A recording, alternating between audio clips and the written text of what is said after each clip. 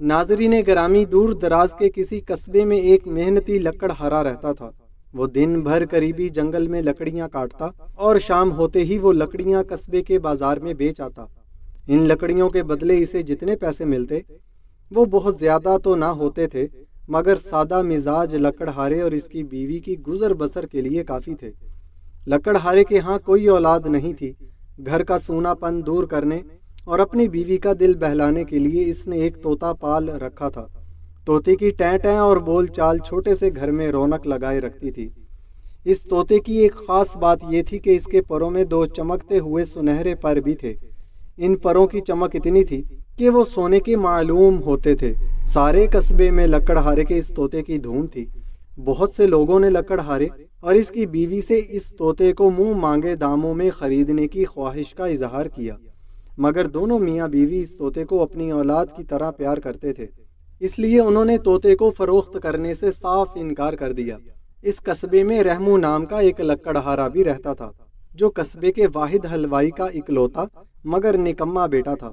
حلوائی کی شدید خواہش تھی کہ رحمو کاروبار میں اس کا ہاتھ بٹائے، مگر رحمو کا کام دن بھر شیخیاں بکھیرنا اور جادوئی کہانیاں پڑھنا تھا۔ اس نے جانے کہاں سے سن لیا کہ لکڑہارے کا طوطا کوئی عام طوطا نہیں ہے، بلکہ یہ ایک جادوئی طوطا ہے۔ اس کے دونوں سنہرے پروں کو روشنائی میں ڈبو کر جو بھی لکھا جائے گا وہ سچ ہو جائے گا۔ وہ لکڑہارے اور اس کی بیوی کے پیچھے پڑ گیا کہ وہ کسی نہ کسی طرح طوطا اس کے ہاتھ فروخت کر دے، مگر دونوں نے ہمیشہ کی طرح اس بار بھی صاف انکار کر دیا۔ ان کے اس حد درجہ انکار نے رحمو کا شک یقین میں بدل دیا کہ ہو نہ ہو یہ طوطا جادوئی طوطا ہے۔ رحمو طوطا حاصل کرنے کے لیے دن بھر مختلف منصوبے بناتا رہتا تھا۔ بہت سوچ بچار کے بعد وہ اس نتیجے پر پہنچا کہ اس طوطے کو چرائے بغیر کوئی چارہ نہیں۔ لکڑہارے کے گھر کی دیوار اونچی نہیں تھی۔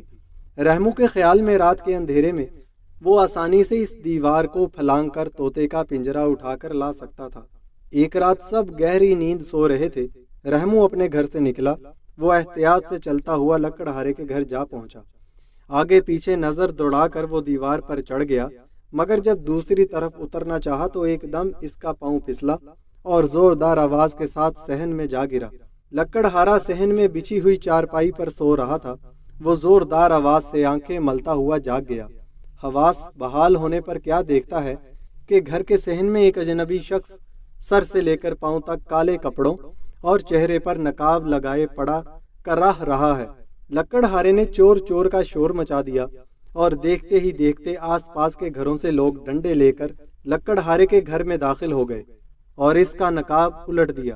رحمو کا چہرہ سب کے سامنے آ گیا۔ لوگوں پر حیرت کا پہاڑ ٹوٹ پڑا۔ رحمو کے ابا سب کی نظر میں ایک شریف انسان تھے۔ کوئی سوچ بھی نہیں سکتا تھا کہ ان کا بیٹا اس طرح چوری کرتے ہوئے پکڑا جائے گا۔ رحمو کا بھی شرم اور درد سے برا حال تھا۔ اس کا دل چاہتا تھا کہ زمین پھٹ جائے اور وہ اس میں سما جائے تاکہ اسے لوگوں اور اپنے ابا کا سامنا نہ کرنا پڑے، مگر اب پچھتائے کیا جب چڑیاں چگ گئی کھیت۔ اس کے والد کو گھر سے بلایا گیا۔ وہ آئے اور غصے میں لگے اس کو مارنے پیٹنے۔ بڑی مشکل سے قصبے والوں نے رحمو کو بچایا۔ سب اس کی اس گھٹیا حرکت کی وجہ جاننا چاہتے تھے۔ پہلے تو ندامت کے مارے رحمو کی آواز نہ نکلی، مگر جب لوگوں کا دباؤ بڑھا تو ناچار اس نے اپنا منہ کھولا اور اپنی بے وقوفی کا سارا ماجرا قصبے والوں کو سنا ڈالا۔ اس کی بات سن کر کچھ لوگ تو قہقہا لگا کر ہنس پڑے اور رحمو کا مذاق اڑانے لگے، مگر کچھ لوگ جو اب بھی بھوت پریت اور جادو ٹونے کو حقیقت مانتے تھے وہ اس بات کو آزمانے کا مشورہ دینے لگے۔ لکڑہارا اور اس کی بیوی اس بات کے سختی سے مخالف تھے کیونکہ اس سے ان کے طوطے کو تکلیف پہنچتی، مگر جب سب کا اصرار بہت بڑا تو انہیں بھی اجازت دینا پڑی۔ طوطے کی ٹیں ٹیں کی پرواہ نہ کرتے ہوئے اس کے دونوں سنہرے پروں کو کتر دیا گیا۔ روشنائی لا کر رحمو کو دی گئی کہ وہ جس طرح چاہے اپنی اور مجمع میں موجود اپنے جیسے دوسرے لوگوں کی تسلی کر لے۔ اس نے ایک چھوٹا سا پرندہ بنایا اور انتظار کرنے لگا کہ کب اس کے بنائے ہوئے پرندے میں جان آئے، مگر کافی دیر بعد بھی اس تصویر میں کسی قسم کے زندگی کے آثار نظر نہ آئے تو رحمو کی پشیمانی اور بھی بڑھ گئی۔ وہ پھوٹ پھوٹ کر روتے ہوئے لکڑہارے کے قدموں میں گر پڑا اور معافی مانگنے لگا۔